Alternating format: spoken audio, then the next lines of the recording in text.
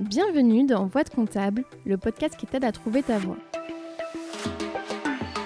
Nos invités ont un point commun, ils sont tous passés par des études de compta. Aujourd'hui, ils sont experts comptables, commissaires aux comptes, DAF ou encore contrôleurs de gestion, bref, ils font tous plus ou moins de la compta. Eh bien en réalité, pas tout à fait. Certains ont même quitté les métiers du chiffre pour devenir prof ou monter une entreprise par exemple. À travers ces parcours, j'espère te montrer que non, en compta, il n'y a pas qu'une seule voie. Ce podcast est rendu possible grâce au label Copilote. Le label Copilote, qu'est-ce que c'est ? C'est une alliance de cabinets indépendants qui les accompagne dans leur développement RH, marketing, digital, commercial, bref, tout ce dont un cabinet entreprise a besoin. Récemment, ils ont lancé le Lab Recrute, un site sur lequel tu peux retrouver des cabinets labellisés Happy at Work. Si tu veux aller y jeter un œil, le lien est disponible en description. Bonne écoute!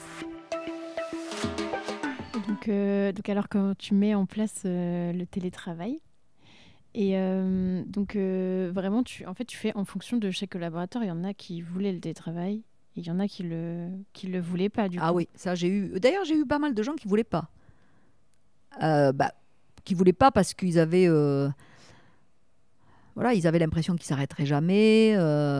Ils avaient, alors pas vraiment ici, l'impression qu'ils n'avaient pas les moyens, les locaux et tout ça, parce qu'on est en province, donc les gens ont une petite maison, ils peuvent travailler chez eux facilement. Non, il y en avait qui n'avaient pas envie, mais petit à petit, tu vois bien que... Ils ont changé d'avis, certains. Voilà. Ouais. Voilà. Et c'est à quel moment que tu t'es investi dans les instances ? Alors assez tôt, parce que tu as bien compris que pour me nourrir, il fallait aussi que je sorte du cabinet. Je sortais du cabinet pour deux choses. D'abord, il faut être clair, parce que ça me nourrissait dans toujours cette approche collective que j'ai. Et ensuite, franchement, j'allais chercher des idées. Je benchmarkais. Par exemple, j'ai adhéré assez vite à un syndicat parce que j'ai les copains du CJEC. Allez, après le CJEC, le syndicat, tel syndicat plutôt que tel autre. C'est souvent une histoire de copains. Tu peux dire quel syndicat c'était ? Oui, c'était l'IFEC. Parce que j'ai eu des personnes de l'autre syndicat, donc comme ça, on est paritaire, on ne prend pas parti dans ce bien podcast. sûr. Ouais. Et donc, là, à Bordeaux, j'avais mes meilleurs copains qui étaient à l'IFEC. J'avoue quand même que quand je les regardais, ils étaient un peu un modèle, quoi. Il y avait des trucs qui me plaisaient chez eux. Donc, je suis allée au syndicat. Ça nous permettait de faire des réunions régulières, de réfléchir, de se sortir du cabinet, de s'obliger à réfléchir ensemble. J'ai bien aimé ce transfert qu'on se faisait. Il y a un bon côté dans la profession. Le côté... de se retrouver à travers l'ordre ou à travers les syndicats, avec l'idée quand même qu'on s'entraide, qu'on se pose des questions sur l'avenir du cabinet, comment on le voit. Tu vois, on sentait... Certes, on est concurrents, mais... confrères, on n'est pas vraiment... Je ne sais pas si on peut dire qu'on est concurrents. Écoute, quand tu vois qu'un client s'en va parce que tu as un cabinet qui a proposé moins d'honoraires que toi et qui t'a pas téléphoné, c'est encore des comportements qui arrivent, ça. Donc, oui, la confraternité, oui, ça fait partie de notre règle déontologique. Il y en a qui spontanément respectent ces règles, d'autres qui s'en moquent complètement. Moi, j'ai eu des comportements qui m'ont dérangé, mais ce n'est pas mes valeurs. Donc, évidemment, moi, je suis allée aussi vers des amis. J'ai des amis à Bordeaux qui on a ces valeurs en commun. On se voit encore maintenant. On passe des bons moments. Donc, voilà. Donc, je suis allée vers un syndicat parce que finalement, ça coûte un peu de sous d'adhérer à un syndicat. Mais, ah oui, ça coûte cher. Je crois que je payais 700 ou 800 euros par an. Okay. Bon, mais... ça t'oblige, ça te sort de ce cabinet, ça te fédère avec d'autres collègues. Il y a des thèmes qui sont super chouettes sur les ressources humaines, etc. Donc, j'ai bien aimé ça. Donc, j'ai fait assez vite ça.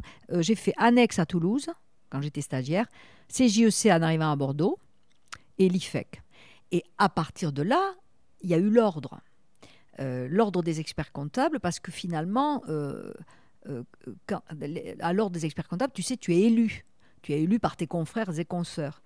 Et pour être élu, t'as quand même, tu peux te présenter, mais il y a le poids des syndicats. Les syndicats, en fait, il y a aussi cette école des élus un peu. C'est-à-dire qu'en gros, dans le syndicat, on repère assez vite les gens qui pourraient être présentés à l'ordre, qui ont envie de s'investir. C'est avec des listes, non? Et c'est plus on Voilà. vote pour une liste. Et... Voilà, donc il y a 2 syndicats qui s'affrontent, bah, c'est bien, comme ça il y a de la discussion. Hein, tu t'imagines s'il n'y avait pas 2 syndicats Peut-être qu'il y en aura un troisième. Peut-être, mais moi ça me va bien, hein, parce que non, je trouve ça très bien pour discuter. Donc il y a 2 syndicats actuellement assez forts, et puis qui confrontent des points de vue. Et donc moi j'ai assez vite, tu t'imagines, hein, à l'IFEC j'étais active, et donc ici à la région Aquitaine, il y a eu à un moment quelques personnes, quelques amis qui m'ont poussé, je dois dire, pour être tête de liste et briguer la présidence de l'ordre. Il n'y avait jamais eu de femme présidente de l'ordre ici en Aquitaine, et d'ailleurs il n'y en avait pas eu non plus en France. Et donc, il était temps quand même. Hein. Donc, c'était en quelle année? Voilà, c'était en 2001. Nous avons été élues 3 femmes à cette fameuse élection de 2001. Nous sommes fin décembre 2000 exactement. Ça devait être le nouveau siècle. Voilà. Agnès Bricard à Paris, Françoise Savès, donc moi à Bordeaux, Aquitaine, et une de nos consoeurs, Martine Lecor, qui était en Champagne. 3 femmes, les premières présidentes de l'ordre 2001. Et à ce jour, il y a toujours eu... C'est la seule Agnès Bricard. Non, au niveau régional, il y a plus de femmes maintenant. Et parmi ces 3, il y en a une seule. Et la seule femme, c'est Agnès qui a été présidente aussi du Conseil supérieur. Il n'y en a pas eu. Non. Voilà. Donc moi, je suis devenue présidente de l'ordre régional Aquitaine sur un programme, sur des idées, enfin des trucs super. Très belle expérience quand même. Ça t'a pas fait peur, tu vois? Enfin, ils t'ont poussé, mais toi, tu t'es pas dit, oh non, c'est pas fait pour moi. Bien sûr que si. Bien sûr que si, tu as peur. Tu as peur, tu te dis... au fond de toi, tu as une petite voix qui te dit que tu es contente. Puis il y en a une autre qui te dit... tu vas te retrouver devant des assemblées. Ici, quand tu fais une assemblée générale de l'ordre, tu as 300, 400 confrères. Tu mesures la responsabilité. J'étais la première femme, l'Aquitaine, je venais de Toulouse, la première femme, en plus une Toulousaine. Mais ça m'a beaucoup apporté. Vraiment, tu as peur et donc tu te dépasses. Forcément, tu sors le meilleur de toi. Tu sors de ta zone de confort. Hein. Être dans ton cabinet avec tes clients, tes collaborateurs, c'est une chose. Mais quand tu te retrouves à l'ordre, avec, sur le plan de la région, tu es invité à plein de trucs, tu représentes, quoi. Donc, tu incarnes, tu portes le drapeau. J'ai toujours dit, je ne suis pas le drapeau, hein. Je suis le porte-drapeau. Voilà. Donc, tu portes le drapeau, dont tu as quand même une image à donner de la profession, à la fois nouvelle, dynamique, mais sérieuse. Tu as peur, mais il faut avoir un peu peur, non, dans la vie, pour aller chercher des trucs au fond de toi, quoi. C'est une super expérience. Et alors, en tant que présidente de l'ordre, qu'est-ce que tu fais? Tu disais que tu avais des missions de représentation. Oui. Et à part ça, tu avais peut-être d'autres... Oui, bien sûr, tu diriges l'équipe de l'ordre. Il y avait déjà 10 ou 12 permanents.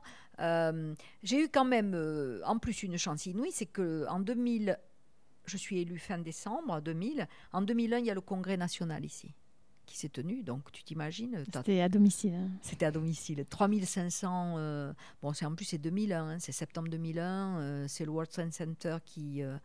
aux États-Unis, c'est la ZF à Toulouse le mois de septembre, enfin une année où un mois de septembre difficile, et ce congrès à Bordeaux qui n'avait pas eu lieu à Bordeaux depuis 20 ans, c'était 81. Je crois qu'il y en a eu un, c'était oui, pas en 2021. C'est ça, si. Donc tu as eu 1981, 2001 et 2021. C'est fait exprès ou non, pas? Voilà. En tout cas, moi, j'étais présidente de l'ordre. Je venais d'être élue lorsque le congrès arrive en 2001. Donc, Chapeauter le c'est congrès. génial. Voilà. Chapeauter le congrès. Si tu veux, à titre personnel, c'est une expérience qui te fait énormément grandir parce qu'évidemment, tu fais des erreurs, tu te dépasses, tu mets tes peurs en sommeil, tu vas chercher de l'énergie incroyable parce il y a le cabinet, il y a la famille, il y a l'ordre. Tu t'es engagé, donc tu peux plus... Tu es engagé. Tu peux plus reculer maintenant. Voilà, tu es engagé, tu y es. Tu le voulais, tu y as. C'est vrai que je voulais, j'ai été quelque part, tu es fier qu'on te fasse une telle confiance. Tu ménages pas tes forces. Ça dure, il faut pas que ça dure longtemps. Nous, ici, on avait une habitude, c'est que justement, les mandats ne duraient que 2 ans. Voilà. Donc, on faisait 2 ans à fond. Voilà, donc ça a été super. Et après, j'ai continué mon parcours, mais au niveau national. Oui, c'est ça, ce que je voulais te dire. Alors après, une fois que tu étais présidente région, après tu t'es dit, pourquoi pas national finalement? Oui, après, il y a un enchaînement qui se fait. Voilà. C'est-à-dire qu'en gros, j'ai commencé par être élue au Conseil supérieur. Après la présidence de la région, bon, sans doute que j'avais fait les choses... plutôt pas mal. C'était sur une thématique en particulier? Oui, je m'étais fait repérer. Évidemment que tu vas trouver que ça paraît logique dans tout ce que je viens de te dire. Je me suis fait repérer sur la thématique du social et des RH. C'est pourquoi j'ai été élue avec Jean-Pierre Alix, président du Conseil supérieur. Dès que j'ai été élue au niveau national, Jean-Pierre m'a dit... je vais te confier d'être rapporteur général du congrès de Toulouse. Ah! Et il me dit, tu comprends que Toulouse, ça te parle? C'était chez moi, hein, même si je suis bordelaise maintenant. Et 2, il faut que tu réfléchisses à ce que tu peux me proposer comme thème autour du social et des RH. Et donc, on a fait en 2000, là je te dis 2006, du coup, j'ai été rapporteur général du congrès de Toulouse, qui était le congrès sur le social et les RH. Et alors, c'est quoi comme thématique que tu avais abordée, par exemple? Alors là, j'ai innové. C'est la première fois qu'on a fait une offre packagée en tant que telle pour que l'expert comptable vienne avec les collaborateurs qui s'occupaient du social dans son cabinet. En gros, il y avait un tarif spécial. Je suis allée voir Jean-Pierre Ali, je lui ai dit, écoute Jean-Pierre, il faut qu'on fasse un truc. Dans le cabinet, le social, il est souvent piloté par les collaborateurs. C'est dur comme métier. Ils ont besoin de valo. Il faut qu'ils soient valorisés. Qui n'en a pas besoin? Dans le congrès, on va faire des ateliers sur tout ce qui est modernité en matière de process, production de paye, etc. Mais aussi l'intéressement, comment on peut avoir tout ce qui tourne autour de l'accompagnement des ressources humaines dans l'entreprise. Oui, c'était plus côté expert comptable pour vendre à son client, c'était pas côté interne RH du cabinet. Non, donc l'idée était d'amener l'expert comptable à considérer que la mission sociale d'un cabinet, c'était une mission à valeur ajoutée, dès lors qu'on avait le process de production, Julie, mais derrière, la mise en place des intéressements, la possibilité d'assister le client à la négo dans les petites entreprises, dans le recrutement, tout ça. Donc en fait, l'idée était de dire, mais attends, l'expert comptable, il s'est retrouvé, puisque ce n'est pas un métier protégé, le social, il se retrouve à faire de la production sociale parce que le client l'a amené là, le marché l'a amené là. Il a répondu, parfait. Mais puisqu'il a répondu maintenant, il faut, qu'on valorise les collaborateurs qui se sont spécialisés sur cette thématique dans le cabinet, et 2, que l'expert comptable sache aller plus loin dans la mission qu'il va proposer, notamment aux petites et moyennes entreprises. Donc, on a fait un congrès sur l'idée que l'expert comptable pouvait, à l'issue, vraiment proposer tout le panel, jusqu'à l'aide au recrutement, jusqu'à la négociation collective dans les petites entreprises. On a sorti un livre blanc avec l'aide des équipes du Conseil supérieur. La première proposition de ce livre blanc, c'était que dans les entreprises de moins de 11 salariés, on puisse négocier des accords collectifs à la majorité des salariés. Donc, on en était à l'époque où seuls les syndicats des salariés avaient le droit de négocier des accords. Il n'y avait pas des accords d'entreprise, en fait. Voilà. C'était pas... Donc, tu vois. Et ça, c'est trop génial, quoi. Donc là, moi, je me suis régalée. Parce que du coup, j'ai dit à Jean-Pierre Alix, le président du Conseil supérieur, on va ouvrir le congrès, l'expert comptable s'inscrit, mais pas que. S'il vient, on fait un package, c'est-à-dire, en gros, le collaborateur, ça sera moitié prix, voilà. Et il va venir avec son collaborateur qui va assister au congrès sur une thématique qui pratique, tu vois, valoriser toujours. Je me suis régalée. Et alors, c'est ça qui t'a donné envie peut-être un peu d'avoir un peu plus d'ambition au niveau du national, le fait d'avoir été élu. Oui, alors après, je dois dire que après, tu vois, les choses s'enchaînent. Bon, tu es vite repéré sur le fait que on est une profession, tu sais, si tu lèves le doigt pour dire je vais faire quelque chose, les bonnes volontés sont là, quoi. Donc, j'ai eu ce parcours au Conseil supérieur. Après, j'ai évidemment été au bureau de mon syndicat au niveau national. Et puis, en 2009, j'ai été présidente de l'IFEC au niveau national, donc du syndicat. J'ai fait la présidente. Là, je suis restée 4 ans. C'est le mandat le plus exigeant. Tu es au niveau national.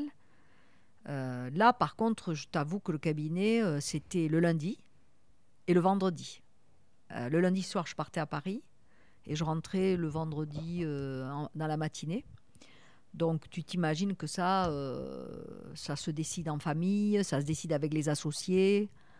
Tu avais des associés alors? Ah oui, parce que du coup, j'avais effectivement j'avais une associée Françoise qui s'appelait comme moi d'ailleurs. Et on avait un autre associé qui s'appelait Bernard. Ça faisait 2 Bernard et 2 Françoise. C'était rigolo. Ils n'étaient pas ensemble. Non.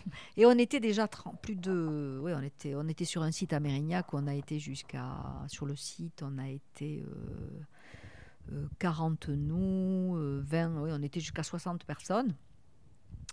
Voilà, donc l'IFEC, oui, donc mandat exigeant. Hyper intéressant, mais alors là tu repousses encore plus tes limites, hein, parce qu'il faut être c'est un mandat national, hein, donc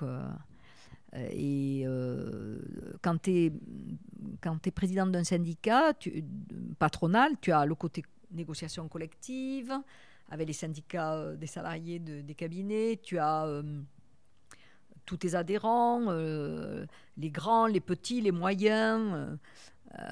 Tu as les propositions politiques qui te tombent sur la tête et il faut que tu puisses réagir. Tu as la discussion que tu dois mener avec les pouvoirs publics. Là aussi, tu as peur. Beaucoup de responsabilités. Oui. Et donc, si on veut, admettons qu'il y a des gens qui nous écoutent, qui veulent être président de l'ordre au niveau national, il faut d'abord être président de ton syndicat au niveau national? Non, il ne faut pas être présidente de mon syndicat. Quand on a envie de s'investir dans les instances, je pense que c'est comme partout, il y a un parcours à faire, une école, quoi, en quelque sorte. Donc il faut commencer en local, parce que franchement, Julie, le parcours local, il est super intéressant. C'est-à-dire tu es vraiment proche beaucoup des préoccupations des cabinets, des confrères. Donc, il faut plutôt commencer localement. Donc, tu peux commencer localement dans un syndicat de ton choix, là où tu as les meilleurs copains, là où on t'accueille bien. Tu peux regarder au fond si, est-ce qu'il y a des grandes différences sur certains grands sujets. Tu sais, de plus en plus, les différences se gomment dans la mesure où on connaît quand même à peu près quels sont les grands enjeux de la profession, hein. Donc sur les grands enjeux, les syndicats sont à peu près d'accord. Alors après, il y a des petites bagarres qui montent. D'ailleurs, alors pour le coup, j'aime pas du tout ça, les calculs, les petits jeux politiques, ça me plaît pas du tout. Alors les bagarres vont se situer entre, soi-disant, les uns, il y a les grands cabinets, les autres, il n'y a pas les grands cabinets. Enfin, tu vois, c'est pas vraiment, je trouve, intéressant. on ne va pas s'arrêter là-dessus. Donc, je pense qu'il faut commencer en local. Ça te permet de rencontrer régulièrement des confrères, d'échanger.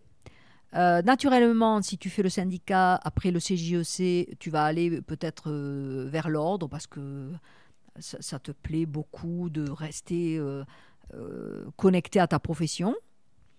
Après, il y en a qui n'aiment pas ça, hein. Il y en a qui préfèrent rester dans leur cabinet. Bon, tu vas à l'ordre. Après, je vois par exemple mes consoeurs et confrères que j'ai actuellement au niveau national et qui sont de la région. Eh ben oui, tu en as toujours 4 ou 5 qui à un moment donné vont aller plus loin. Hein, vont sur une thématique, ils vont être reconnus souvent sur une thématique. Tu as des personnes qui vont être hyper reconnues nationalement sur la cybersécurité actuellement, sur tout ce qui est digitalisation. Voilà. Donc tu vas forcément à un moment donné, tu vas te faire reconnaître sur ce qui te fait vibrer, quoi. De toute manière, pour mener une action à côté de celle de ton cabinet, il faut que ça te fasse vibrer. Hein. Sinon, il n'y a pas d'intérêt à passer son temps à faire quelque chose. Voilà. Et par contre, moi, ma nature étant, je pense que si je n'avais pas fait ça, au cabinet, je me serais étiolée. Hein. Donc, j'adorais cette idée de rentrer au cabinet comme un lieu d'exercice, en fait, un lieu de test, de mise en pratique, tu vois. Donc, j'adorais ça. Hein. D'un côté, se creuser les idées, trouver du collectif et revenir dans ton cabinet, tester avec tes collaborateurs. Je me rappelle mes collaborateurs. Oh, Madame Savet, c'est Monsieur Kay rentre d'un congrès, on va encore tout chambouler. Et donc on rentrait du congrès, hop, réunion. Alors voilà, on a vu ça. Qu'est-ce que vous en dites? Tu vois, mais ça montre déjà la démarche dans laquelle tu étais. Tu vois, c'est totalement différent de dire on rentre du congrès, voilà ce qu'on va faire, que dire qu'est-ce que vous en pensez. Ah bah oui, bien sûr. Totalement différent. Bah, ça marche pas autrement. Si tu rentres, tu dis on va faire ça, tu vas avoir la personne qui va dire mais on n'a pas le temps. Et puis, comment vous voulez qu'on fasse? On n'a même pas le temps de faire ce qu'on fait. Donc, la question, c'est pas ça. C'est effectivement de dire, bon, qu'en pensez-vous? Quels sont les freins? Et s'il y a des freins, est-ce que quelqu'un a une idée? Comment on s'y prend? Voilà, donc c'est ça. Et donc, si on revient, alors tu étais présidente de l'IFEC. Et donc, qu'est-ce qui fait que cette fois-ci, on te pousse aussi à te présenter pour le national Oui, alors ça, on me pousse ou... Est-ce qu'on me pousse? Je crois que je me suis poussée toute seule.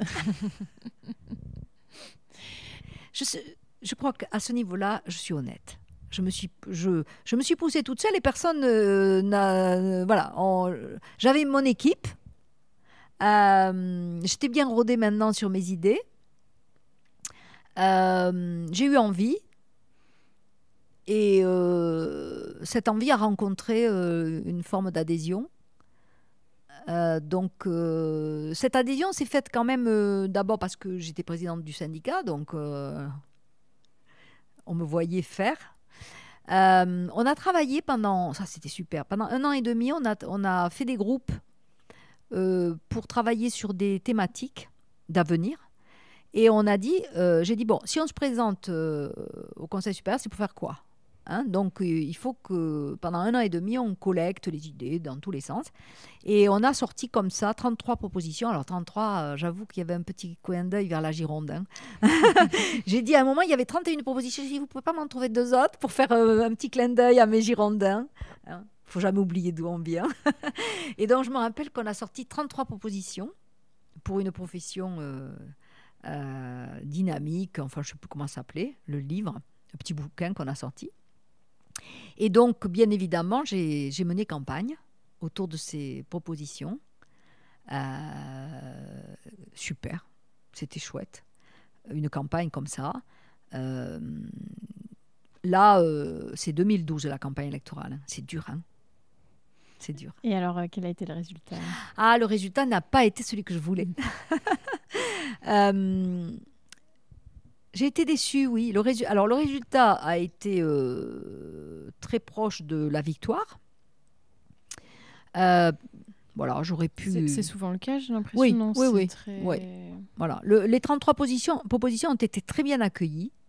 Et d'ailleurs, elles ont été tellement bien accueillies qu'il y a eu une campagne électorale à l'Ordre des experts comptables de Casablanca où le candidat qui a été élu à Casa avait euh, pratiquement intégré pour Casa les propositions que nous avions faites. On était contents de ça.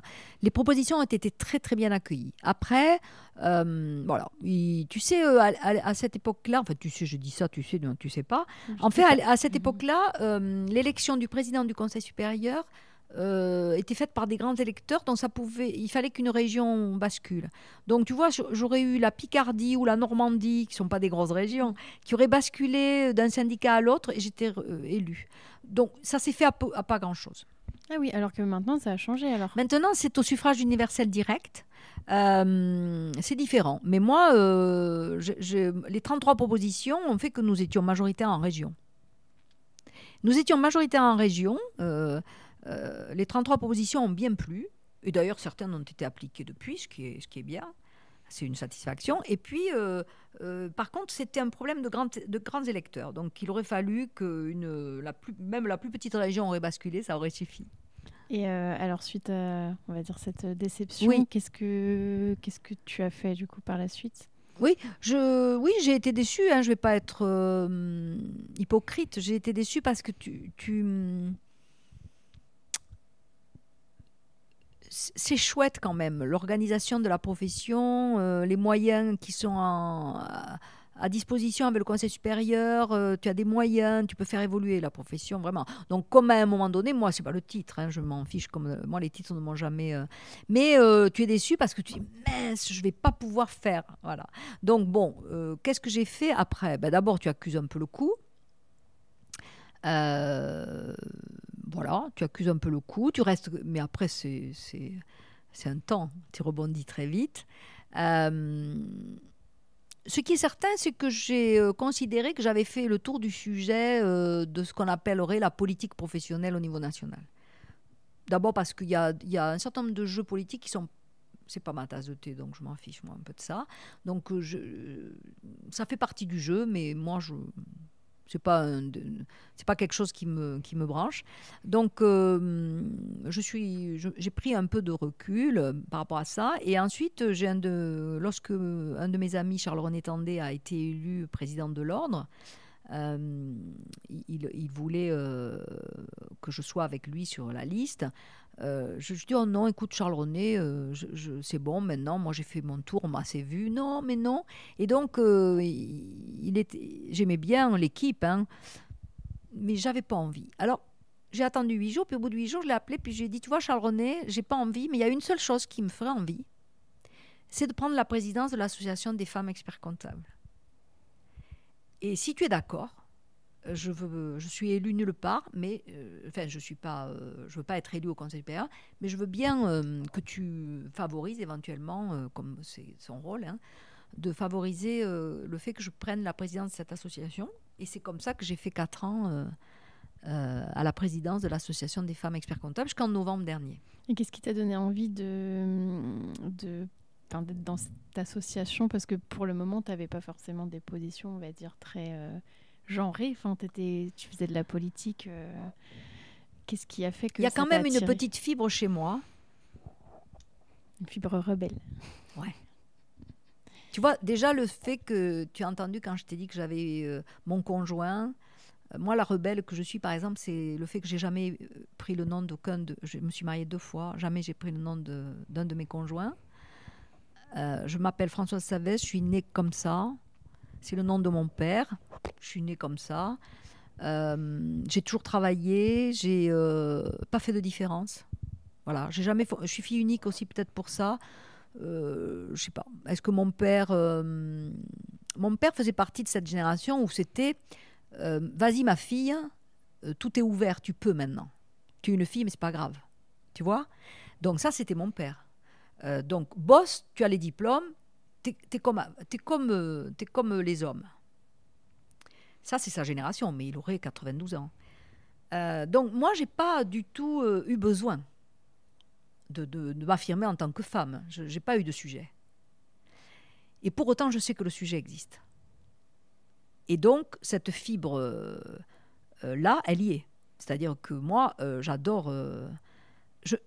au contraire de certaines femmes qui se sont faites sans problème, je ne vais pas dire aux filles, bon ben allez, hein, vous n'avez qu'à faire comme les mecs. Pas du tout. Moi, je suis femme et je reste et je revendique d'être mère, enfin même s'il y a des moments, mes 2 garçons là. Voilà, donc si tu veux, je suis consciente que pour les femmes, c'est difficile. Est-ce que toi, tu avais eu des expériences ou qui t'ont justement, où tu t'es dit, je sais pas, des remarques sexistes ou autres, que ce soit par des clients dans la profession ou des freins ou je sais pas, par exemple le fait que tu sois pas élue, est-ce que le fait que t'es une femme, tu penses que ça a joué ou... Si je te dis oui, c'est un peu facile. Te dire non, c'est faux, puisque j'ai eu, j'ai fait partie j'ai eu les capacités, sans agressivité, je pense, mais à me faire respecter. Pour autant, j'ai entendu tout ça. J'ai entendu une fille me dire un jour, là, tu es présidente de l'ordre, il faudra que tu changes de tenue. Parce que là, une présidente de l'ordre, c'était la première fois qu'il y avait une femme présidente de l'ordre, donc il fallait quoi? Que j'aille m'acheter, je ne sais pas, des choses hors de prix. Une consoeur. J'ai entendu, j'ai aussi eu ces remarques qui sont assez désagréables. Il faut les prendre avec humour, où tu es dans une salle et où tu es seule, femme, il y a 15 hommes, et on dit « Ah, ça y est ». C'est encore un sujet chouchou pour Françoise. Alors on se moque un peu parce que je suis la seule femme, tu vois. Alors quand je disais si tu es au milieu de 15 hommes et que tu parles d'un sujet où tu parles des femmes, alors là tout le monde rigole. Tu as ça, donc il faut apprendre à jouer avec ça. C'est-à-dire apprendre à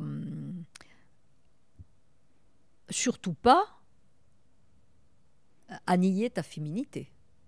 Mais non plus à être à la surjouer, à en faire un étendard. Il faut trouver le juste milieu. Ça n'a pas été simple, mais moi, je sais que je n'ai pas eu trop de difficultés. J'ai beau réfléchir avec toi. D'abord, je ne vais pas dire que j'ai eu des difficultés, puisque de toute manière, mon syndicat m'a choisi. Sans doute aussi parce qu'il avait envie qu'une femme incarne le syndicat à ce moment-là. Donc c'est qu'il était conscient, le syndicat, qu'il fallait commencer à bouger les choses. J'ai été élue présidente de l'IFEC. Je ne suis pas la première femme à avoir été élue présidente de l'IFEC. Il y a eu Hélène Bon. Il y a eu moi ensuite.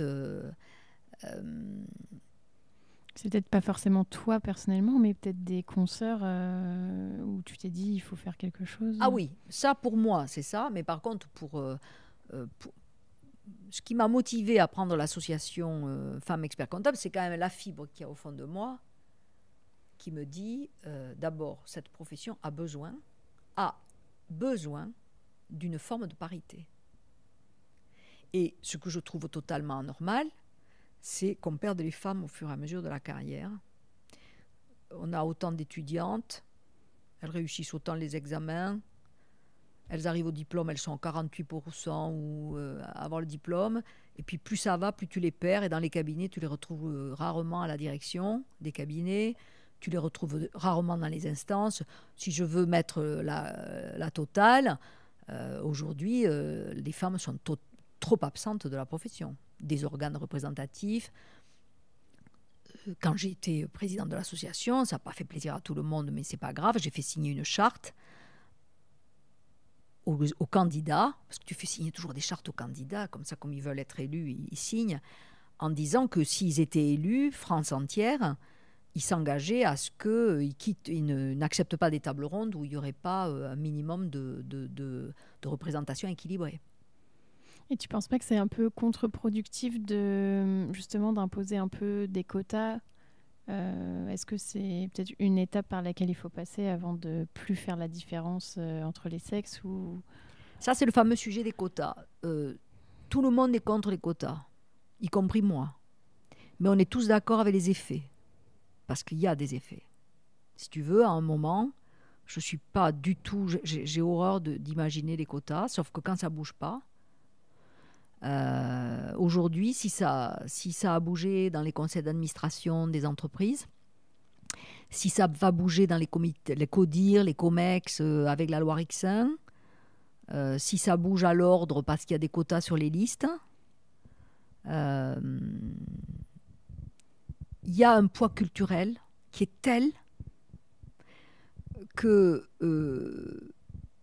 on colle encore. Heureusement, Dieu merci, je pense que la jeune génération change un peu, mais on colle trop encore des images qui font que l'homme a plus de temps pour s'investir dans des organes de représentation, que la femme est prise par un certain nombre qu'elle est multitâche, enfin voilà, donc on colle tout ça. Donc c'est vrai que les quotas, bien sûr, je suis contre. Moi, je suis une femme quota dans certains cas. J'ai été élue à Kedge par la Chambre de commerce parce qu'il y avait un quota de femmes. Mais je préférerais qu'il n'existe pas. Bon. Donc oui, je pense que toutes les femmes, on est contre les quotas, sauf qu'on est toutes pour les effets que ça fait. Donc ce qui compte en gros, c'est que votre génération, il n'y ait plus de sujet. Voilà. Le jour où on va arriver à ce qu'il n'y ait plus de sujet, ça serait merveilleux. C'est-à-dire, on n'est pas sur un sujet femme-homme. Il n'y en a pas. Il n'y a pas de sujet. Tu vois, tout à l'heure, on parlait du congé maternité, tu m'as repris, les hommes aussi ont des enfants. Oui, tiens, par exemple, moi j'ai œuvré pour que le congé maternité soit de 15 jours, par exemple, après le terme, parce qu'il faut que la maman se repose, et qu'ensuite ce soit au choix des parents. Comme dans les pays nordiques. Comme dans les pays nordiques. Et donc, ça devient un congé parental qui peut commencer 15 jours après la... Bon, si la femme a envie de continuer, elle continue. Si l'homme a envie de faire, ils peuvent faire ensemble, etc. Bon, donc, est-ce qu'un jour, on arrivera à ce qu'il n'y ait pas de sujet ? En tout cas, Julie, pour actuellement coacher des femmes, avec la charge mentale pendant le confinement, eh ben, on n'y est pas. C'est-à-dire qu'en gros, qui s'occupe l'homme en télétravail s'occupe que de son boulot, excuse-moi encore, et la femme, elle est encore victime de ces codes sociaux. Même des femmes, des fois, qui étaient cadres, qui s'intéressent à ces sujets-là, mais qui, au final, le subissent quand même. Oui. Elles sont encore victimes des codes sociaux. Elles veulent... elles travaillent sur... elles ont tout... il faut qu'elles aient le regard sur tout, l'éducation, les rendez-vous médicaux, le gamin, le sport, l'inscription à comment il va manger, équilibré, leur boulot... C'est aujourd'hui on a acquis là je parle pas de l'expertise comptable, je parle en général, on a acquis le fait que fille ou garçon, on fait des études, on se prépare à un boulot, mon père serait là, il pourrait plus dire vas-y tu peux faire comme les hommes, non, enfin étudiante, c'est plus un sujet. Le sujet il vient après et on n'y est pas encore. Et d'ailleurs il y a des bouquins. Il y a un bouquin que je te conseille de lire qui est pas sympa à lire, qui s'appelle Merci non merci. C'est Céline Alix qui a écrit ça, qui montre récemment, qui montre un espèce de mouvement qui nous vient aussi des États-Unis où tu as des femmes cadres supérieurs qui disent merci non merci, on n'en veut plus de cette vie. C'est-à-dire elles ont fait des études, elles sont devenues cadres supérieurs et en fait elles n'ont rien lâché. Tu vois ? Donc actuellement je pense que le sujet, c'est quand même, il faut qu'on arrive, qu'on aide, c'est ce que j'essaye de faire avec le coaching et l'association Femmes Experts Comptables, il faut accompagner ces femmes, assez jeunes d'ailleurs, à intégrer elles-mêmes le fait qu'elles ne sont pas obligées d'être partout, tu vois, qu'il faut qu'elles lâchent. Qu'elles lâchent, qu'elles ne se sentent pas encore avec ces codes sociaux. Écoute, pendant le confinement, elles ont trinqué les filles à la maison. Et les experts comptables, j'en ai eu, moi, vraiment en difficulté. À la maison, l'école à la maison et tout ça.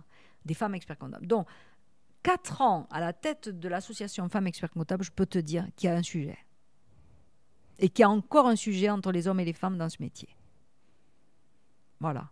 Et le sujet, il est en partie encore parce que la femme se met une surcharge mentale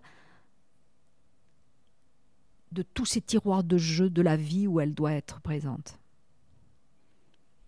Et il y a un travail à faire sur elle-même, tu vois. Mais des fois, c'est des croyances limitantes. Nous-mêmes où on se dit... C'est ça. On se le dit. Soit on se met des barrières sur certaines choses, ou soit on se dit c'est à nous de le faire parce que sinon ça ne sera pas fait. Donc, c'est ça. Et donc là, on n'y est pas, mais il y a une partie, si tu veux, sur laquelle il faut travailler par rapport aux hommes. Mais bon, moi, j'ai pas eu de problème par rapport à ça. Pourquoi ? Parce qu'à un moment, j'impose. Merci, plutôt, mais non, voilà. merci. Voilà. Donc, ça sera comme ça. Mais tu as une autre partie où la femme se met elle-même a des croyances, se met elle-même des barrières. Donc il faut travailler avec elle sur le sujet, de vouloir tout contrôler, de vouloir être partout, de se mettre des deux... et du coup, elle a le boulot, les études qu'elle a faites, le boulot, les enfants... bon, voilà. Donc la surcharge mentale des femmes est un sujet quand même aujourd'hui. Oui, parce que c'est culturel aussi. Enfin, entre guillemets, on nous apprend à être comme ça et après on intériorise. C'est ça. Voilà. Donc, les 4 ans que j'ai fait... alors, lorsque j'ai demandé à Charles-René Tandé, ce que je lui ai dit, tu vois, j'aimerais prendre la présidence de l'association. En fait, j'avais un objectif. Cette association s'occupait d'un sujet qui était surtout la présence des femmes dans les conseils d'administration. La loi Copé-Zimmermann, quoi. Et elle ne s'occupait pas... à mon goût, suffisamment du statut des femmes tout au long de la filière. Dans la profession. En stage et dans la profession. Et dans les instances. Donc, pendant 4 ans, j'ai travaillé là-dessus. C'est comme ça que j'ai aidé des stagiaires à écrire des mémoires sur la place de la femme dans la profession. Mais tu sais qu'il y en a certaines, elles se sont pris des mauvaises notes... et des remontrances sur leur notice. Je sais pour Vanessa qu'elle n'avait pas validé son mémoire, mais il y a d'autres personnes. Il y a eu d'autres. Ouais. Il y a eu d'autres. Il y a eu une jeune stagiaire qui voulait faire un mémoire sur l'expertise, sur la place des femmes dans l'expertise comptable. On lui a dit qu'il n'y avait pas de sujet. Voilà. Un homme lui a dit qu'il n'y a pas de sujet. Donc c'est une femme qui veut faire traiter le sujet. Si un homme l'a dit, alors c'est. Mais si un homme l'a dit, voilà. Voilà. Donc moi j'ai fait des propositions, j'ai demandé à ce que des femmes soient plus présentes à l'ordre auprès des stagiaires, que dans toutes les réunions on essaye de mettre de la parité partout, tu vois. Ça m'a énormément plu. En plus je me suis retrouvée pendant le confinement, donc on a fait du coaching individuel ou en petits groupes avec des femmes experts comptables. Ah ben là pour le coup pendant 4 ans j'ai baigné au sein de cette profession, pratiquement uniquement avec des femmes, stagiaires, tout le cursus. Et il y a des sujets. Et tu as des anecdotes ou des choses à raconter Il y a une anecdote qui fait que j'ai bougé dans ce sens aussi. C'est une jeune stagiaire qui me téléphone un jour en me disant qu'elle est enceinte. Qu'elle est en stage dans un cabinet, qu'elle a proposé de venir quand même pendant le congé maternité à ces séances de regroupement obligatoire, là, mais qu'on lui a dit non, et on voulait lui invalider la période de maternité de son stage. Je crois que justement, alors peut-être que ça a changé, je sais pas, mais je crois que, enfin en tout cas, je connais quelqu'un qui a été enceinte et qui a eu un bébé pendant son stage et ça lui a pas décalé. Ben oui, mais parce que j'ai bougé, hein. On a bougé avec l'association. Donc elle m'a dit, on veut m'invalider le stage. La période, j'ai dit, ben non, on va pas faire ça.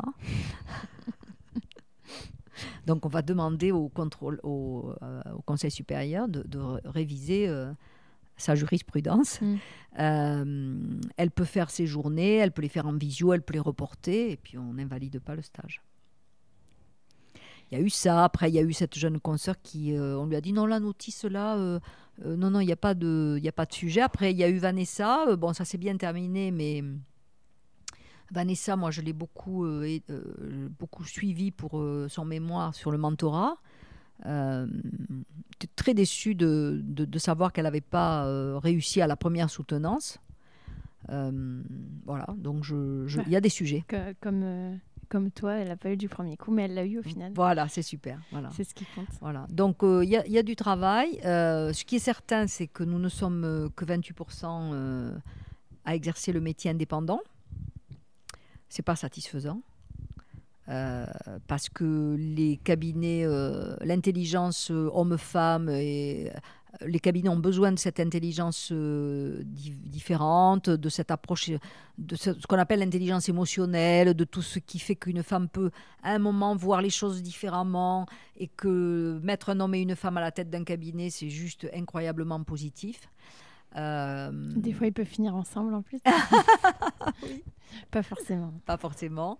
Je pense aussi que c'est important que dans les instances, il faut qu'il y ait plus de femmes. Je pense aussi que les stagiaires que vous êtes, femmes, il est important que vous ayez que vous voyez des rôles modèles qui vous inspirent. On a besoin d'être inspiré à un moment.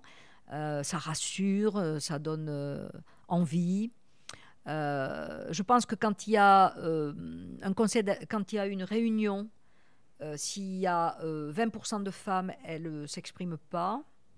Ça, c'est clair, ce n'est pas moi qui le pense, tout le monde le dit. Je pense que quand elles sont 40%, c'est pas pour rien que la loi Copé-Zimmermann a fixé ce quota. Quand il y a 40%, elles commencent à se sentir plus aptes à s'exprimer comme elles sont, comme elles le vivent, et non pas comme la majorité le vit. Et dans tous les cas, lorsqu'il y a une réunion avec pas loin de la parité, elle ne se passe jamais la réunion comme quand il y a une majorité de femmes ou d'hommes. Voilà. Donc moi, je ne suis pas une féministe, puisque ce que je veux, c'est la parité.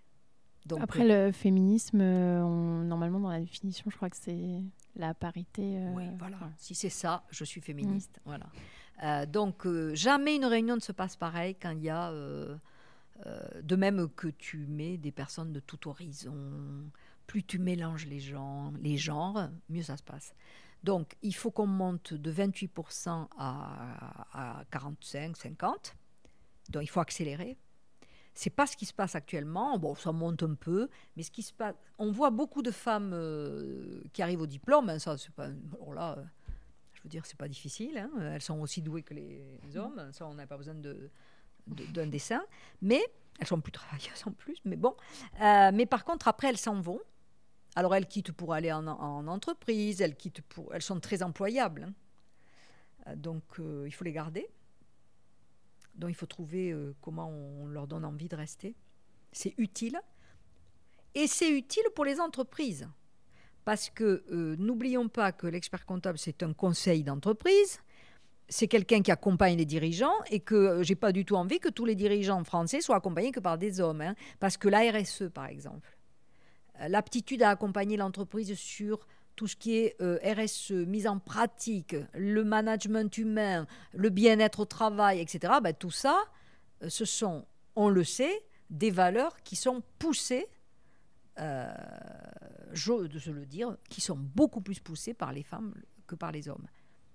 Il ne faut pas oublier aussi qu'il y a des dirigeantes aussi d'entreprises, et donc qui aussi se reconnaissent, ont envie peut-être d'être accompagnées par des femmes qui ont les mêmes problématiques aussi en tant que dirigeantes.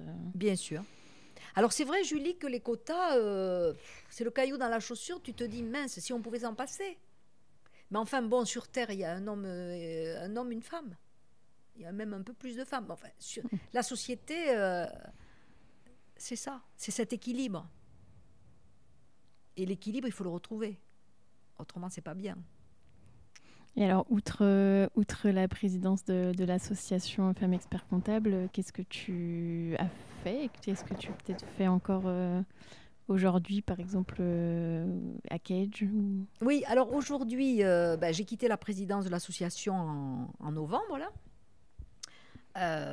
Très, très contente de ces 4 ans passés. Vraiment, je me suis... c'était... Alors là, pour le coup, c'était plus de la politique, c'était vraiment... je me suis régalée, et j'ai connu des Mélissa, enfin, tu vois, des gens avec qui on a bossé sur des sujets tout à fait intéressant. Mélissa, si tu nous entends, j'ai prévu Mélissa, de si tu nous l'interviewer entends, aussi. Voilà. Donc Mélissa, je suis allée la chercher parce que je voulais à tout prix travailler avec elle sur les neurosciences et sur un guide pour l'association. Bon. Donc je pense à toutes ces jeunes stagiaires que j'ai repérées parce elles avaient des sujets qui m'intéressaient. Du coup, depuis novembre, il y a deux choses. D'abord, sur Kedge, j'étais déjà administratrice depuis 3 ans, mais avec l'association, j'avais du mal un peu à m'investir beaucoup. Donc depuis novembre, j'ai retrouvé un peu de liberté. Donc maintenant, je suis membre du bureau et donc administratrice, membre du bureau de Kedge. Et donc, avec cette filière d'expertise comptable, je m'en occupe un peu, mais pas que, parce que Kedge, c'est une très grande école de commerce. On travaille beaucoup. On est sur 3 campus, 4 même, Toulon, Marseille, Paris et Bordeaux. Une filiale en Afrique, au Sénégal, à Dakar, des campus partenaires un peu partout dans le monde. Donc ça, c'est vraiment génial. Alors qu'est-ce que je fais particulièrement? En étant au bureau, je suis sur tous les sujets, évidemment. Je ne suis pas au comité d'audit parce que je vais te faire sourire, Julie, par rapport à au début de l'entretien. Évidemment que quand je suis arrivée chez Kedge en tant qu'administratrice, auréolée de mon titre d'expert comptable, on m'a dit « Françoise, tu vas prendre la présidence du comité d'audit ». Eh bien, j'ai dit non. Sûrement pas. J'ai dit non. Voilà. Je veux bien m'occuper de la stratégie de l'école, travailler, réfléchir, bosser avec toutes les équipes, enseignants, administratifs, les alumni, la direction, mais pas le comité d'audit. Cette fois-ci, on te demandait de réfléchir et d'avoir ton avis. Alors, voilà, c'est trop bien, non? Ouais. Voilà, donc j'ai dit non au comité d'audit. Il y a un truc dès que tu es dans une association, qu'on te demande d'être trésorier, je dis non. Voilà. Mais cependant, je ne nie pas, bien au contraire, tout ce que ce métier m'a apporté, tout ce que ce métier nous donne comme connaissance à travers rien que la lecture d'un budget ou des comptes. Mais tu le sais bien, que tu as une vision. Moi, quand je suis au bureau de Kedge, je lis les comptes, je lis le budget, tu as une vision. De toute manière, déjà, tu as une vision de l'entreprise. C'est incroyable. Ça ne veut pas dire que j'y reste, tu vois. Mais par contre, bien sûr, lire les comptes de Kedge ou le budget de Kedge n'est pas un secret il n'y a pas de secret pour moi. Voilà. Donc, je suis très heureuse de ce que je fais parce qu'on est au cœur, là. Tu vois, au cœur des jeunes que tu formes, les attentes. Il a fallu, tu te rends compte pendant le confinement, le basculement de modèle, de mettre les profs et les élèves à domicile, de faire revenir tous les jeunes des campus asiatiques. On a géré des situations incroyables. Et là, on est sur le comodal, comment on mélange, comment on va faire pour le travail à distance et le travail en présentiel, enfin, des sujets extra. À côté de ça, moi, j'avais besoin d'apprendre aussi. Donc, comme les comptes annuels et la fiscalité, ça va. Il me manquait... il y a longtemps que j'avais envie de me poser sur des apprentissages de développement personnel. Et donc, voilà. Comme j'accompagne pas mal de gens, je le faisais un peu au feeling.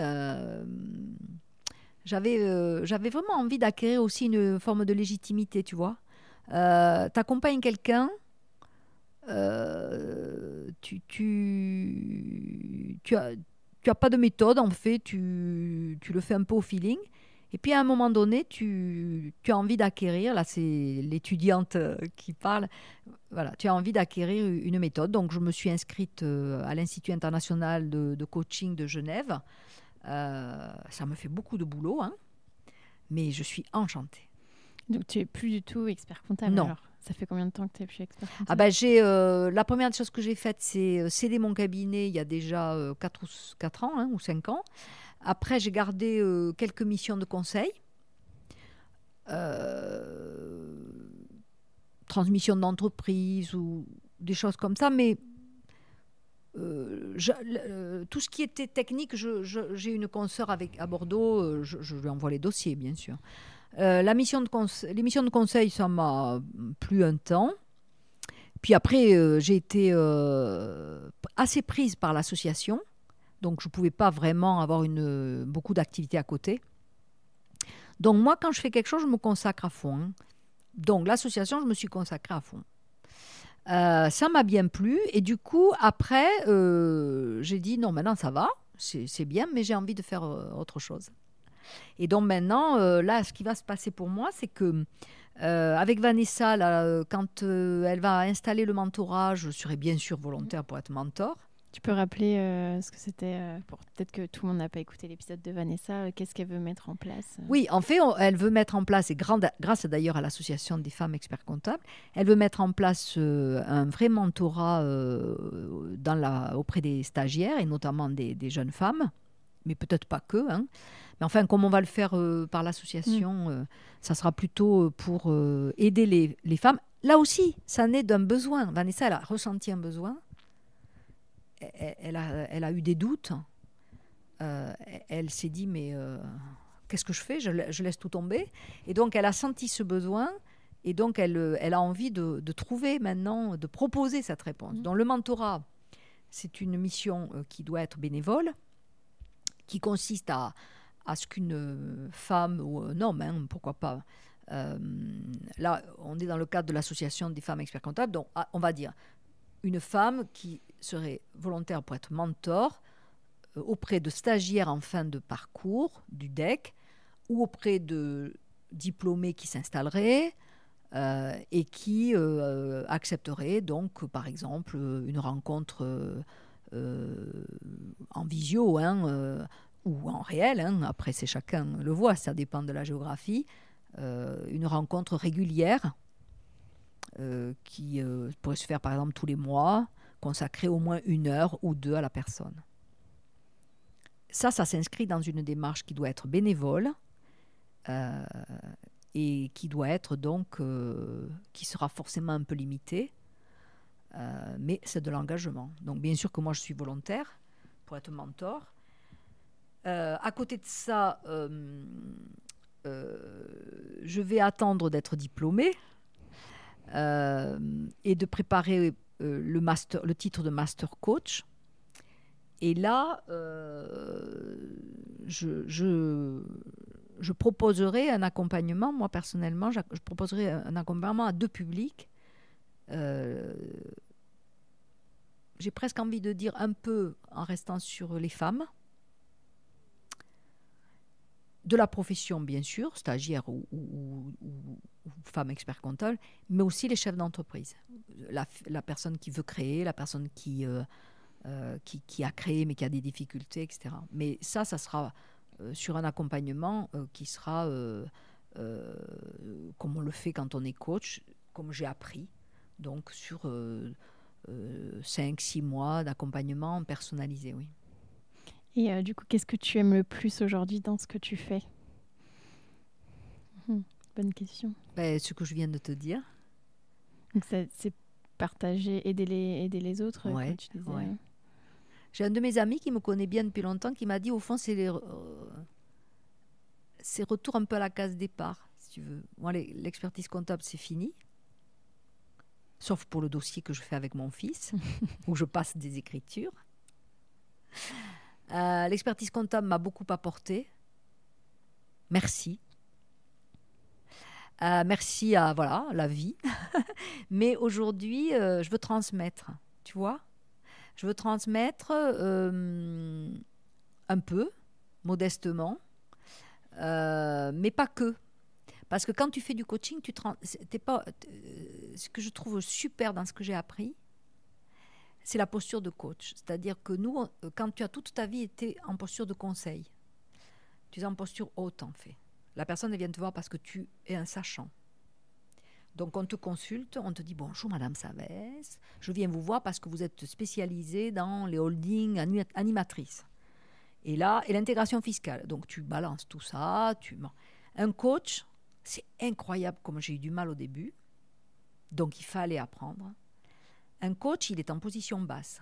Il accepte de ne rien savoir.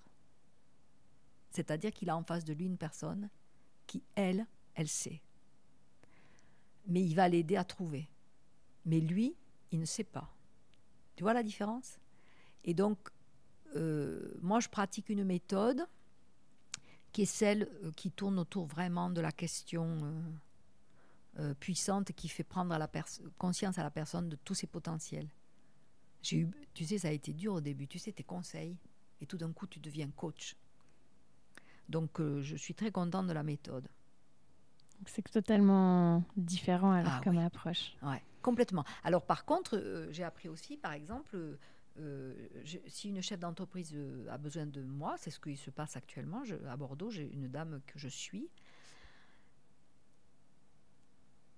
Lorsque elle passe 1h30 avec moi et que nous sommes dans une séance de coaching, c'est complètement différent si elle m'appelle 8 jours après pour me dire Françoise, est-ce que tu pourrais me donner un conseil? Tu as une posture de coach et tu as une posture de conseil. Ça ne veut pas dire que tu ne peux pas cultiver les deux, mais c'est génial. Et qu'est-ce que tu aimes le moins? Est-ce qu'il y a des choses que tu n'aimes pas dans ce que tu fais? Qu'est-ce que j'aime pas aujourd'hui dans ce que je fais? Le manque de temps, peut-être, pour tout faire. Non, j'ai une chance. J'ai quand même de la chance. Parce que quand même, je suis arrivée à un âge où maintenant, je peux choisir. Je fais de la peinture. Comme Mélissa. Non, Mélissa, c'est plus du dessin qu'elle fait. Ouais. Je sais pas si elle fait de la peinture. Ouais, moi, je peins. Je vais toutes les semaines dans un groupe où on peint. Je fais des voyages parce que mon mari prépare des voyages sans arrêt. Je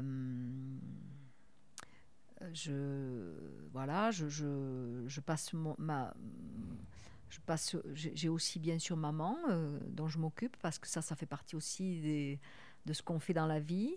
Je consacre, on va dire, tu vois, je consacre je consacre 4 demi-journées par semaine à ce que j'aime faire, que je viens de te dire, et puis le reste, je fais de la gym, je fais...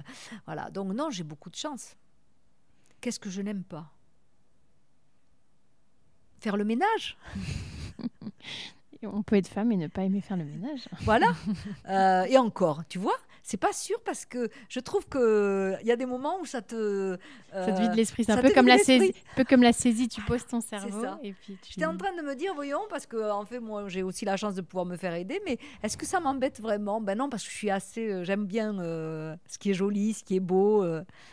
Non, Oui, alors après, tu parles du manque de temps.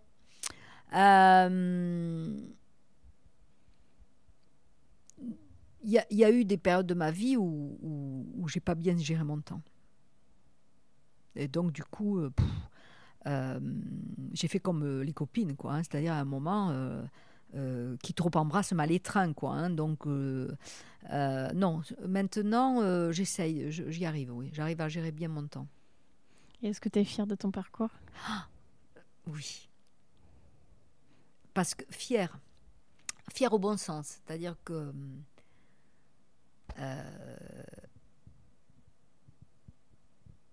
tu vois, je m'adresse à toi, Julie, qui est étudiante, et je me dis franchement, j'ai ce métier, j'aurais pu faire plein d'autres choses. En fait, ce qui compte, c'est la nature qu'on a, tu vois. J'aurais pu être éleveur d'escargots, j'aurais fait partie du syndicat des éleveurs d'escargots. J'aurais sûrement fait 33 propositions pour sauver les escargots. Tu vois, je pense qu'à un moment, il ne faut pas confondre le terrain et ce pourquoi tu es fait sur Terre, quoi. Donc, je pense qu'à un moment, on l'apprend quand on est coach. En fait, la question, c'est de toujours être en accord avec tes valeurs. Et est-ce que j'ai besoin... Moi, j'ai eu besoin de me connecter aux autres et de me connecter à plus grand que moi. Donc, le coaching, par exemple, me permet de me connecter aux autres, mais aussi à plus grand que soi. C'est-à-dire, tu vois, te connecter à plus grand que soi avec Cage, des sujets qui parfois te chamboulent, ou pas, hein, le problème climatique, le problème de l'écologie, tout ça. Mais je t'assure que l'expertise comptable, si on oublie, en fait, pas si on oublie, mais si on accepte le fait qu'à un moment, on a la main sur le sujet et qu'on a quelque chose à apporter, même au process, on a à apporter. Il faut qu'on se connecte aux autres, à la nature et à plus grand que soi. Donc, tu vois, il me vient l'idée que j'avais, quand on a dit qu'on se voyait aujourd'hui, que je voulais te faire passer un message.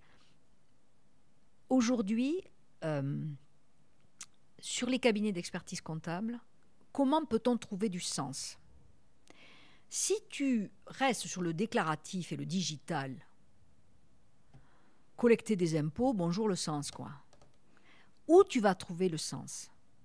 Eh bien, se connecter dans un cabinet d'expertise comptable, se connecter à plus grand que soi, ça va être, par exemple, de voir ce qui se passe dans les entreprises et d'être acteur de tout ce qui va se passer en matière de chamboulement climatique, de responsabilité sociétale de l'entreprise, d'intelligence collective pour que ça... Tu vois, les gens qui ne veulent plus revenir au travail après le Covid. La grande démission. Voilà. Donc, si tu te dis que ton métier, tu te connectes aux autres, tes collaborateurs et tes clients, mais aussi tu te connectes à un enjeu plus grand que toi, qui est utile. Est-ce que je suis utile au monde ? Tu vas me dire, mais elle est par où là ? Mais si, tu peux être utile au monde. Parce que lorsque tu vas travailler avec une entreprise sur son impact carbone, tu es utile au monde. Hein ? Quand tu vas travailler avec une entreprise sur comment elle va fédérer, fidéliser ses collaborateurs parce que ton mal va se planter, tu es utile, hein, à plus grand que toi, tu vois. Voilà. Donc je pense que on est un groupe là de copains à Bordeaux et on travaille justement sur ce qui peut donner du sens au métier d'expert comptable. Le seul sens final, c'est qu'on soit utile à l'entreprise et qui elle-même est utile à la société.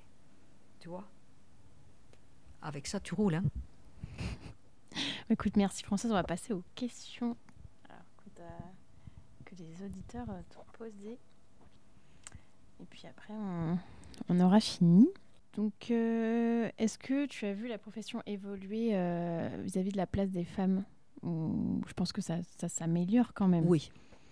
Oui, je réponds par oui ou par non. Non, oui. Tu peux développer un oui. peu. Oui, c'est clair. Oui, il y a une progression, c'est sûr. Même si à moi, je voudrais accélérer, mais oui, on voit plus de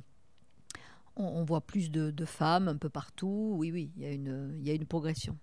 Et c'est plus au niveau peut-être des instances où on est plus représenté. Enfin, où est-ce que tu vois toi la progression On voit la progression, bien sûr, on la voit dans les instances. De plus en plus, on voit des femmes qui sont mises en avant sur des sujets, dans les ordres, dans les syndicats, oui. Bien sûr, à la tête des cabinets aussi. La profession ne peut pas rester en dehors du mouvement. Donc forcément, il y a une progression. Oui, ça suit le mouvement parce que la société aussi évolue. Voilà, et en plus, et après, sur le pourcentage de femmes dans la profession, je parle des diplômés, là, parce que dans les cabinets, il y a 80% de personnel féminin. Hein. Là, je te parle au niveau des diplômés. D'ailleurs, moi, ce qui m'énerve un peu, c'est quand on met en avant la statistique, tu sais, il y a 66% de femmes de femmes dans la profession comptable. Mais sauf qu'en fait, souvent, c'est assistant comptable ou collaboratrice. Mais dans les fonctions de management ou de direction, finalement, il y en a beaucoup moins, quoi. C'est comme dans les entreprises. Hein. C'est pour ça que quand on voit la loi Rixain arriver petit à petit à mettre des quotas dans les COMEX, CODIR, on peut râler contre les quotas, mais il faut reconnaître que sans les quotas, rien ne bouge. Donc, dans la profession, il n'y a pas de quotas, évidemment, sauf dans les grands cabinets qui seront touchés par la loi Rixain. Mais non, il y a une prise de conscience. Après, il y a un patron de grand cabinet qui me disait il n'y a pas longtemps, on a un programme d'accompagnement, me dit-il, pour que les femmes restent dans la profession et progressent, aillent jusqu'au diplôme. Je lui dis, oulala, vous devenez hyper féministe et tout Attention. Ça. Et il m'a répondu de manière pragmatique, on n'est pas féministe, on est pragmatique. On a besoin. On a un manque cruel d'attractivité, et voilà, aujourd'hui, on a besoin des femmes, il y a un étudiant sur deux, c'est une femme, donc on a un programme particulier pour qu'elles soient... pour les aider à ne pas se mettre elles-mêmes le plafond de verre. Parce que c'est vrai. Donc, si tu veux, oui, ça bouge. Ça bouge, mais on part de loin. Hein. On part d'un métier qui est... Alors après, on va me dire, ah oui, mais les experts comptables, c'est un métier exigeant. Alors pourquoi il y a des médecins femmes, tant? Pourquoi il y a des architectes, des notaires, des avocats? Enfin bon, voilà. Sans à partir du moment où ton organe génital ne te sert pas dans ta profession, a priori, Bien sûr, bien sûr, il n'y a pas bien de sûr, différence. bien sûr. Est-ce que le métier d'expert comptable, il a changé par rapport à il y a 20 ans? Est-ce que... Oui, ben oui, bien sûr. Il a changé dans le sens où euh, il s'est énormément modernisé au point de vue des outils de traitement, de production. Cependant, si on réfléchit, il y a 20 ou 30 ans, on avait l'habitude, quand les premiers ordinateurs sortaient, on disait le métier est fichu. Maintenant, on dit avec la digitalisation, le métier est fichu.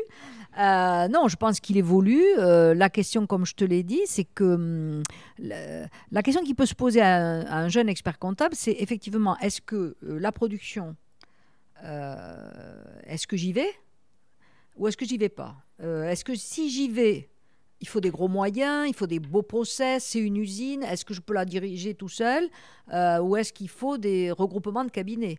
Est-ce que les regroupements de cabinets, ça va être des associations ou des coopératives d'entraide et tout ça? Mais ce qui est formidable, c'est qu'on peut tout faire. Mais effectivement, le métier a changé et pas tant en fait.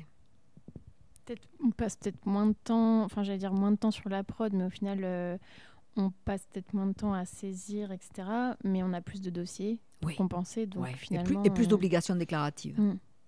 Voilà. Donc oui, bien sûr, tu as raison, on passe moins de temps sur peut-être le traitement de l'écriture comptable, mais entre-temps, il y a des énormes quantités de déclarations nouvelles qui sont sorties, des RGPD, des tout ce que tu veux, des obligations, il y en a de plus en plus. Non, donc le métier a changé. Pas tant que ça, parce que finalement, il ne faut pas oublier que l'expert comptable bénéficie d'une délégation de service public, c'est-à-dire le fait de collecter l'impôt, de le reverser, de collecter les charges sociales, etc. C'est ce que les gens appellent un monopole qui n'en est pas un, qui est celui de bénéficier d'une délégation de service public, c'est-à-dire que l'État nous permet de collecter les impôts.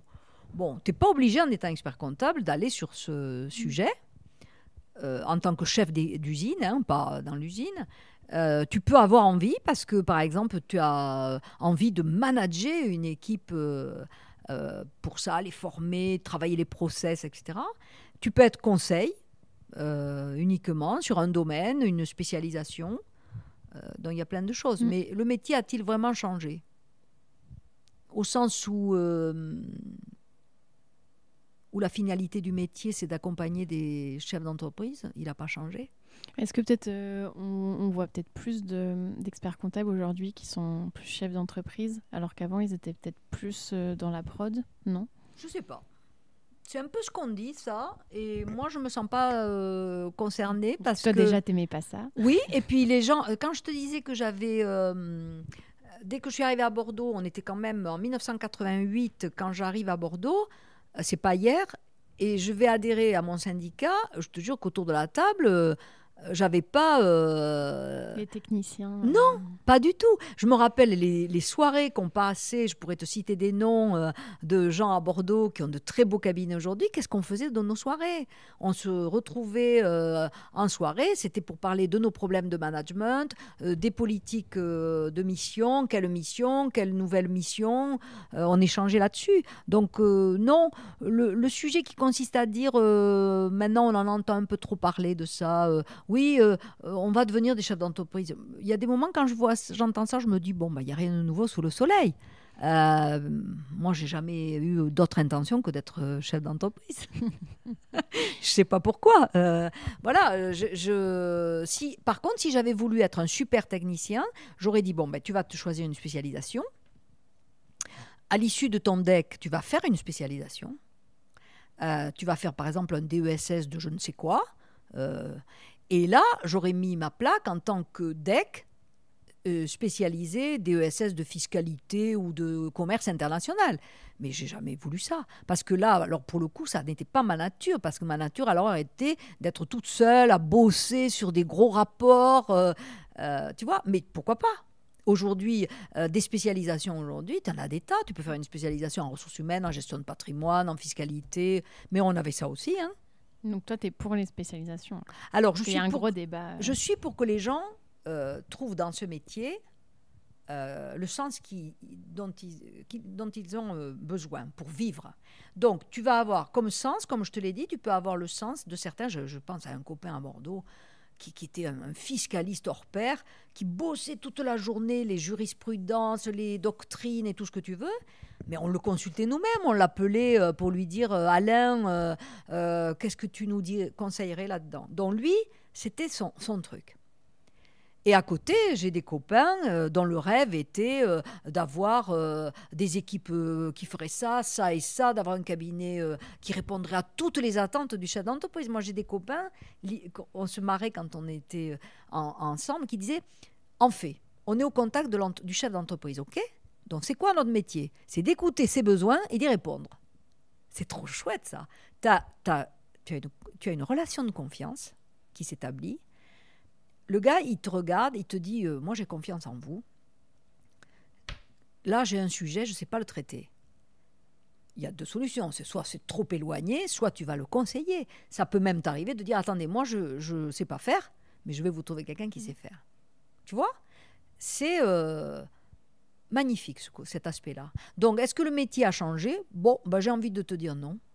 Ce qui a changé, c'est sûrement les moyens qui ont changé. Les moyens, la rapidité, les flux, la digitalisation, tout ça. Oui, mais tout ça, c'est des moyens, c'est tout. Super, écoute. Demain, on va le faire dans le métaverse. Merci beaucoup, Françoise, en tout cas, pour le temps que tu m'as accordé. Oui, c'était super intéressant. Ouais. Moi, c'est vraiment moi qui te remercie, Julie. Ce partage était incroyable. J'espère qu'il servira un tout petit peu. Un tout petit peu intéressant, oui. J'espère que ça le sera pour nos auditeurs. Et puis, je te souhaite de bonnes vacances. Peut-être, je vois que tu as une chemise à fleurs, alors peut-être que tu vas partir bientôt. Oui, ça y est, c'est parti bientôt. C'est-à-dire mercredi. Bonnes vacances alors, oui, Françoise. Merci beaucoup, Julie.